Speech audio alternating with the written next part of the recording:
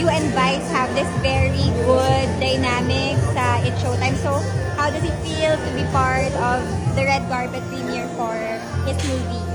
Siyempre, I wouldn't miss this premiere. I love Ate Vice so much and I'm so excited for her. She has always been so supportive of me since the start of my career. So, of course, I'll always be supporting her until the end. Ayun. Tapos, last question, yung from Gary V concert last night, talagang ang tagal ng paghihintay if it's gonna push you or not, and you're part of the second night concert. Lahat po kami kinakabahan kasi parang hindi pa 100% sure si Tito Gary kagabi, even hours prior to the show kung itutuloy pa niya.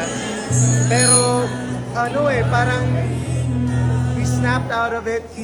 Through the grace of God, he said he's gonna push through with the show. And all of us felt excited after kasi talagang naramdam namin yung energy niya, yung passion niya para sa craft niya. So, we're just always there to support him as well.